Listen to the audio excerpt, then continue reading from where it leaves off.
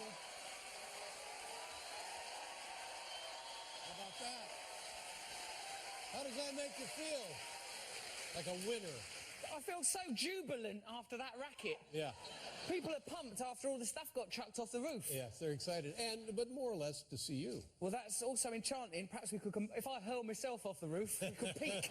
Well, then we'd have it. Let me ask you a question. It says in the notes that you have been clean for 11 years. Now, I don't know you well enough to know what you were before 11 years ago. What were you before you got clean, as they say?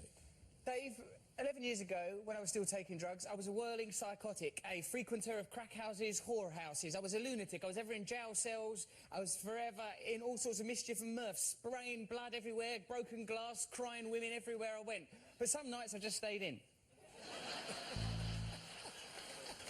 Oh, sure. You can't burn your candle at both ends. You got to stay in every now and then. But now let me ask you this. What started you off on the road to consumption of drugs? Inside of the old self, me, from where I emanate, I felt a disconnect and a bit of misery. I felt like I was living in a culture where there were no values, where there was a sort of a disconnection. Also, man, I love getting high. Mm-hmm.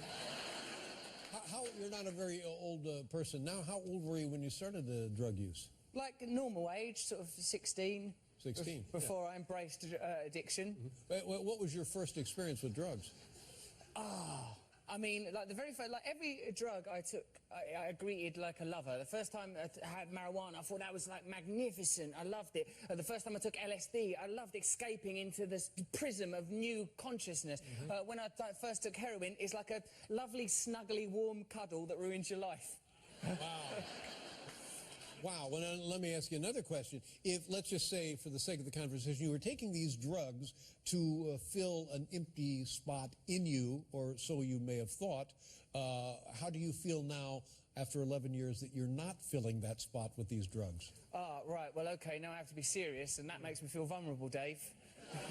Do what you can. You're among friends. Okay. What it is that the reason I was taking them drugs was because, as I mentioned before in that monologue that I'd done about 5 minutes ago, I said there was an emptiness within, then you reiterated, you recapped it, you preceded it, and what I've done now is through the help of other drug addicts, through helping them and them helping me, through a connection to a higher power, a higher consciousness, some people call it God, I feel relieved of that. Not God in some sort of weird, boring, judge other people way, God in a kind of sexy, look at my hair way. I see. Look at my hair kind of way, God. Now, 11 years. Is every day a struggle, or is this all behind you? Sometimes the feelings that led me to take drugs in the first place sometimes cause me to become obnoxious, difficult, a show-off, self-involved, or overly kinky. But I've found ways of resolving those problems, primarily through kinkiness. Yeah. Now, can you be around people who are using drugs? Say someone starts taking heroin, I'll go, are you sure about all this? Once I had to help someone, I had to hold the spoon for someone while they had some heroin. I thought, this can't be right. Can't be healthy for me. No. You know, like, so yeah, in a way I have to be cautious. Alcohol, I can kind of stand to be around it. Sort of marijuana, I prefer not to. You can't drink at all. You can't drink, can't drink. Can't even drink. I can't do anything. I'm like I'm trying to get all my kicks just basically out of this shirt and how it feels on my nipples.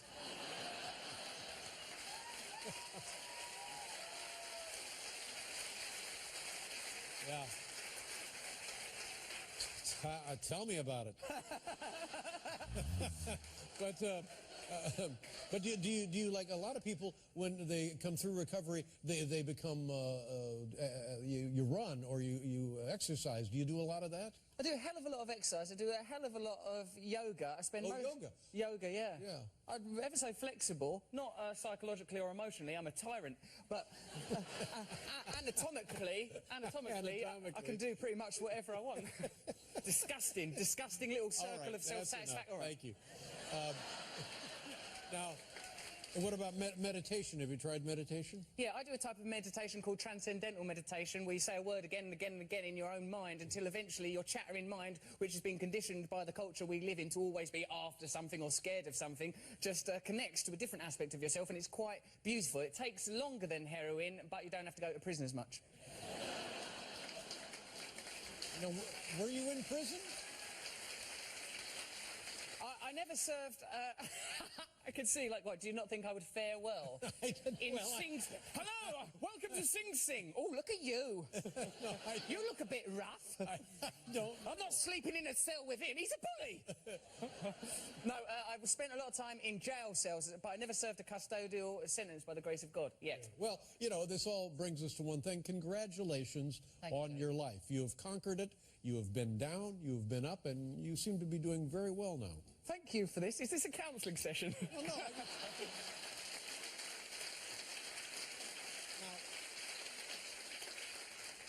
The book, The Revolution, what is the revolution about? What are we revolting against? What needs to be changed? What is should be different in your mind? When I went back to the place where I'm from, Grays, it weren't that nice when I grew up there. Just to give you an image of it, it's like the people are really lovely, but the place stinks, like New Jersey, maybe. So, like, I'm not saying the people, what you love the ambience, the factories, the low expectations, the tyranny. I'm saying I'm the same as you. I'm not different from you. I'm saying we can do better, just with a revolution. Now, when I went back to that place, I thought, hold on a minute, it weren't that good when I was there when I was a kid. It's got even worse now. Desperation, toothlessness, drunk, staggering around. That was just my mother. It wasn't her at all.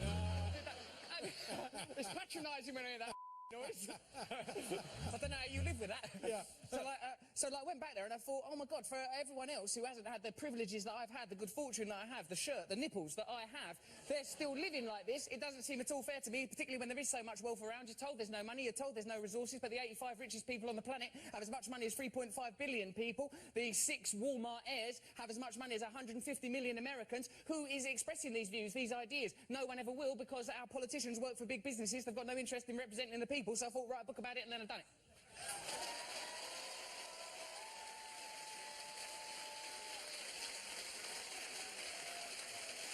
Wow.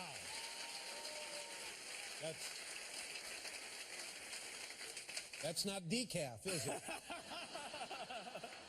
But you know, now here I agree with you completely. And the thing that rubs me the wrong way, I don't have as much knowledge specifically as do you. But in this country, 350 million Americans, the most powerful, the most wealthy country on the planet, 30 million people are food deprived. How?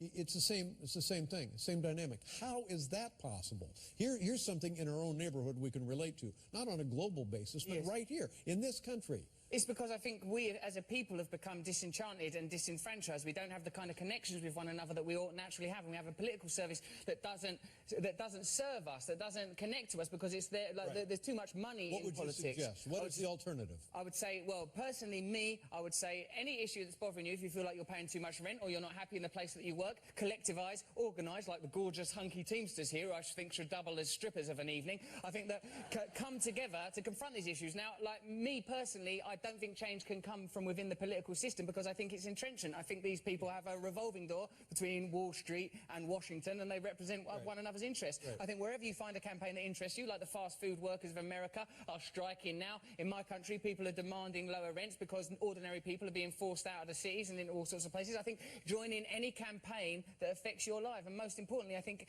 communicate in a different way. I don't know when this happened, when we were turned into consumers instead of citizens. You lot already did one revolution to kick out a group of people who taxed you without representing you, and now it's happening again. But then, is it... But what about the version of so-called democracy that Vladimir Putin espouses? What do you do in that situation? I don't know what to do about that Putin. He's butch, isn't he? Very macho man. Like someone who's that confident in nipples that are so unappealing.